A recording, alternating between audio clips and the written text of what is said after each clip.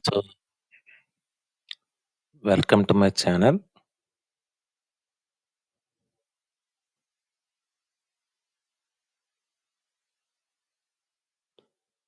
This is Sesa Nagaraju from Sneha Competitive Examinations for the 13 Prodipate.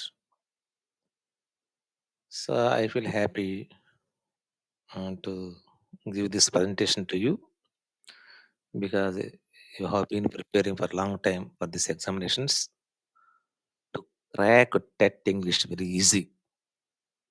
I would like to make, I will make 10 videos of TET English. 10 videos చేస్తాను. ఇది మనకి రాబోయే ఎగ్జామ్స్‌కి ఒక model paper అనమాట. పోయినసారి previous ఇచ్చిన మోడల్ పేపర్‌ని మనం ఎలా చేయాలి? వితిన్ స్పెసిఫిక్ టైమ్‌లో దీన్ని ఎలా కంప్లీట్ చేయాలి? ఓకేనా? కాబట్టి మనం చాలా అబ్జర్వేషన్‌లో జస్ట్ వితిన్ ఫ్రాక్షన్ ఆఫ్ సెకండ్‌లో మా ఆన్సర్ అలా చెప్పాలి చూడండి సరే. First one choose the correct negative form of the simple present tense for the pronoun she అన్నాడు. ఓకే. ఇక్కడ షీ అంటే ఈ, షీ, ఇట్ థర్డ్ పర్సన్ కదా! సింపుల్ ప్రెజెంట్ టెన్స్ అంటే మనకి నెగెటివ్‌లో డూ నాట్, డస్ నాట్ రావాలి. అది మీకు తెలుసు. సింపుల్ మనకేం రావాలి? సింపుల్ ప్రెజెంట్ టెన్స్‌లో మనకి నెగెటివ్‌లో డూ నాట్, డస్ నాట్ రావాలి. కాబట్టి షీ అన్నాడు. షీ అంటే తప్పనిసరిగా ఇదే రావాలిగా. కాబట్టి the answer is she does not అంతే. అది సింపుల్ అన్నమాట. ఇక మీకు ఆరంట గాని, వారంట గాని బహువచనం అసలు రావు. అది తీసి పక్కన పెట్టండి బీ ఫార్మ్. డూ నాట్ అసలు ఎగ్రీ కాదు. ఇదొకటే కదా సింపుల్. దాని గురించి don't waste your time. Choose the sentence in the negative form of the simple present tense అన్నాడు. నెగెటివ్ అంటే మనకెప్పుడు కూడా హెల్పింగ్ వెర్బ్ అండి. Don't, don't, doesn't, doesn't.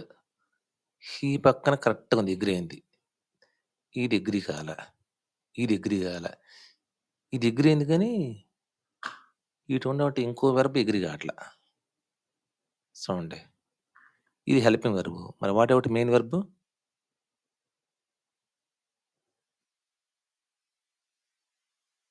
చూడండి.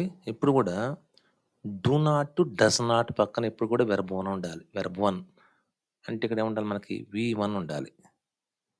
ఇది రూల్ కాదు కదా! ఇది తీసేయి. ఇది ఉంది గానీ ఇది మ్యాచ్ కాల. హెల్పింగ్ వెర్బ్ మ్యాచ్ కాల. హెల్పింగ్ వెర్బ్ మ్యాచ్ కాల. ఈ 2 మ్యాచ్ అయినాయి కదా! So, the best answer is he does not like ice cream. Next one.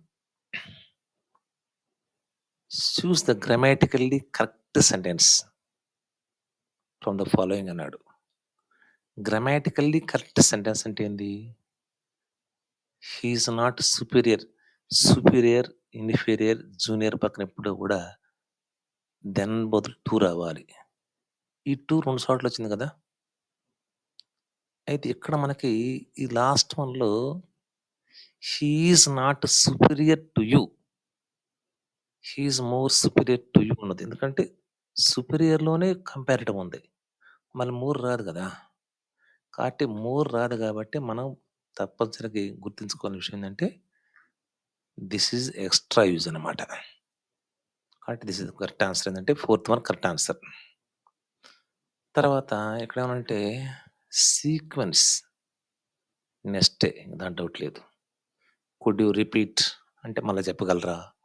To recap ఇంకొకసారి వివరించాలంటే to sum up. To sum up అంటే చివర్లో రావాలి. ఇన్ కన్క్లూజన్ గాని, సమ్ అప్ గాని. కాబట్టి సీక్వెన్స్ 1, 2, 3 అని గాని ఫస్ట్, సెకండ్, నెక్స్ట్ అంటూ ఇదనమాట. తర్వాత అని అర్థం. తర్వాత నెక్స్ట్ ఏమండి? చూస్ ద కరెక్ట్‌లీ పంక్చుయేటెడ్ సెంటెన్స్ అన్నాడు. కరెక్ట్‌లీ పంక్చుయేటెడ్ అర్థం చేసుకోండి. అండ పక్కన ఎక్కడ కామ ఉంటే అదే కరెక్ట్. ఇది. So, this is the way you have to follow it. సింపుల్‌గా అంటే టైమ్ వేస్ట్ చేసుకుంటూ చెప్పాలి మనం. దాని ఎక్స్‌ప్లెయిన్ గంట చేయొచ్చు కానీ టైమ్ వేస్ట్ అయిద్ది. కాబట్టి she enjoys reading, writing and arithmetic. That is enjoy పక్కన కామ రాదు. అసలు 3 దాంట్లో ఓపెన్ పంక్చుయేషన్, పంక్చుయేషన్ లేదు. Fourth one. ఇది చాలా ఇంపార్టెంట్ చూడండి. ఎగ్జామ్, ఎగ్జామ్, ఎక్స్‌పెన్సివ్, ఇలా ఉంది. దీంట్లో మనకి ఏది ఫస్ట్, ఏది లాస్ట్ కన్‌ఫ్యూజన్ అయిపోద్ది ఆ వారం. ఇది ఫస్ట్ వన్. ఇది సెకండ్ వన్. ఇది థర్డ్ వన్. ఇది ఫోర్త్ వన్. ఇది మీకు తెలుసు కాబట్టి ఫస్ట్‌ది ఆన్సర్. ఎందుకంటే ఎగ్జామ్, దీంట్లో ఎగ్జామ్ ఉంది. కానీ పీఎల్ దాంట్లో లేదుగా. పీ తర్వాత ఈఎన్ ఉంది. ఇక్కడ పీ తర్వాత ఆర్ ఉంది కదా!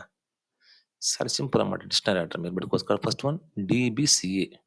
ఎగ్జామ్, ఎగ్జాంపుల్, ఎక్స్‌పెన్సివ్, ఎక్స్‌ప్రెస్ అన్నమాట. అలా ఉంటాయి డిక్షనరీలో పదాలు.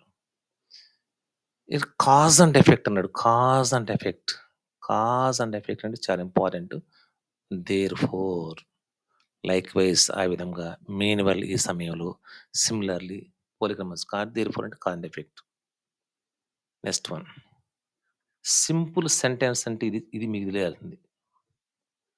ఒకే ఒక ఫైనైట్ వెర్బ్ ఉండాలి. అంటే దానికి టెన్స్ ఉండాలి ఆ వెర్బ్‌కి. ఇక టెన్స్ లేని వెర్బ్‌లు ఏమన్నా చూసారా? చేసింగ్ ద మౌస్ ఇది పార్టిసిపల్ ఫ్రేజ్. తర్వాత ఇది కూడా ఒకే ఒక వెర్బ్ ఉంది. ఇదొక వెర్బు, ఇదొక వెర్బు, ఇది ఒక వెర్బు, ఇదొక వెర్బు. 2 వెర్బ్‌లున్న సెంటెన్స్ వైలే గదా! కాబట్టి వైల్ అనేది సబార్డినేటింగ్ కంజంక్షన్ ఇండికేటింగ్ టైమ్. కాబట్టి సబార్డినేట్ కంజంక్షన్ అంటే తదుపరి కాంప్లెక్స్ సెంటెన్స్ అన్నమాట. ఇది is called subordinate conjunction. While the cat was chasing the mouse. ఇంతవరకు ఏమైందంటే ఇది టైమ్ క్లాజ్. అంటే యాడ్ ఆఫ్ టైమ్ అన్నమాట. The dog barked the lovely. ఇదేమైందంటే దిస్ కాల్డ్ మెయిన్ క్లాస్ అన్నమాట. ఒక ఒక ఒక సబ్ క్లాస్, ఒక మెయిన్ క్లాస్ ఉంటే ఏమైద్ది? కాంప్లెక్స్ సెంటెన్స్ అయిద్ది. The dog barked lovely main clause. While the cat was chasing sub class అన్నమాట. కాబట్టి అది సింపుల్ సెంటెన్స్ కాదుగా. దాన్ని ఆన్సర్ పెట్టుకోవాలి. ఇది కొద్దిగా పెద్ద చాప్టర్ ఊరక మీకు అర్థమవ్వటని చెప్పాను. తర్వాత one of the following is not an example of interrogative pronoun అన్నాం. ఇంటరాగేటివ్ ప్రొనౌన్ గానిది ఏంది వీటిలో? అన్నీ డబ్ల్యూహెచ్ వర్డ్స్ ఉన్నాయి గదా! ఇది, ఇది అదే, ఇది అదే, ఇది అదే. కానీ ఇది మాత్రం గాదు. ఎందుకంటే హీ అనే ప్రొనౌన్‌కి ఓకేనా? హీ అనే ప్రొనౌన్‌కి హిమ్ అనేది ఆబ్జెక్ట్ ప్రొనౌన్. ఏమైద్ది? ఆబ్జెక్ట్ ప్రొనౌన్ అన్నమాట. కాబట్టి this is the answer. Next one. Choose the correct conjunction to complete the congestion అన్నాడు గానీ ఏదో చెప్పలేడు. Conjunction to complete the sentence అన్నాడు. నెయిదర్ నార్. మనం ఇక్కడ నెయిదర్ పెట్టుకోవచ్చు. NE-I-tea-H-ER neither. ప్లస్‌లోకి మనకి నార్.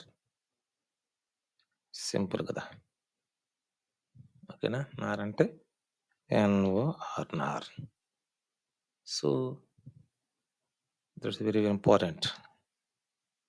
మళ్ళీ క్యాపిటల్ కొట్టకపోతే అది తప్పైద్ది.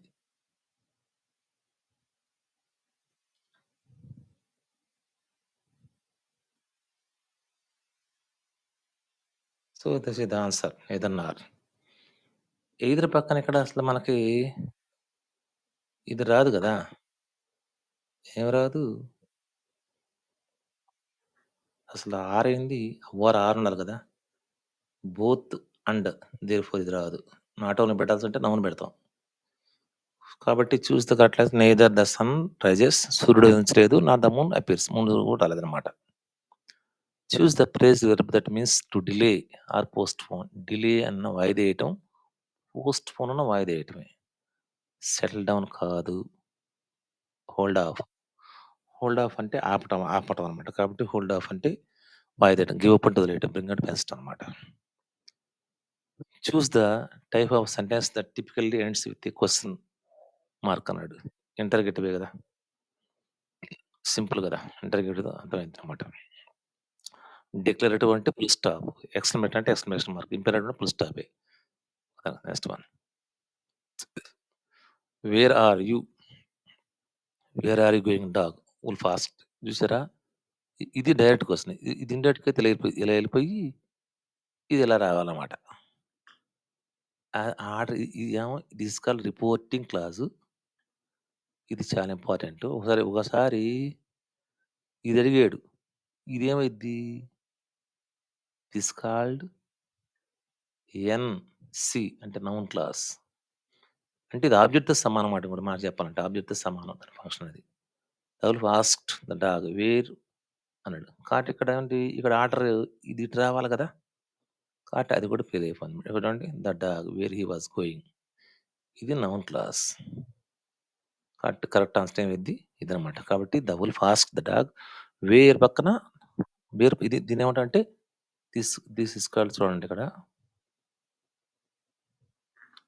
ఇది ఆర్డర్ చూడండి. సబ్జెక్టు వెర్బ్ ఆర్డర్ ఉండాలన్నమాట. Where he was going. అంటే ఇచ్చిన ప్రెంటెన్స్‌లో ఉంది కదా! వాస్ ఆర్ ఏమైంది ఇక్కడ? హి కాబట్టి వాస్ అయింది. ఆర్డర్ మామూలుగా ఉంది క్వెషన్ వర్డ్. ఇక్కడ చూడండి ఇఫ్ గాని, వెదర్ గాని ఇచ్చాడు చూసారా ఈటిని? వీటినెందుకు ఉపయోగిస్తామంటే ఎస్ఆర్ క్వెషన్‌కి ఉపయోగిస్తాం. ఇది ఎస్ఆర్ ఇచ్చింది డబుల్-హెచ్ క్వెషన్ కదా! తర్వాత నిర్ధారణ. Some of the students some of the students అంటే హావ్ రావాలి. ఏం రావాలి? ఇక్కడ బహువచనం కాబట్టి వీళ్ళకి హావ్ రావాలి.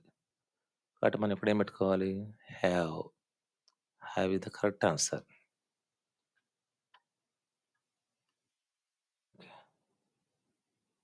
అయిపోయింది. Next one.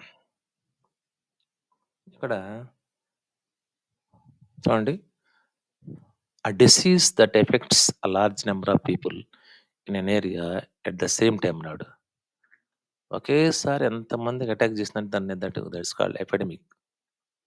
This is the answer. Next one. Choose the correctly spelled word. ఇది మీకేమైనా తెలుసా? ఆస్ట్రోనాట్స్. సో ఫ్రెండ్స్ జస్ట్ చాలా టైం లేదు. అందుకని ఇంతవరకు చేశాను. ద రిమైనింగ్ పార్ట్ నెక్స్ట్ వీడియోలో చేస్తాను. Thank you for watching. Have a nice day. Bye.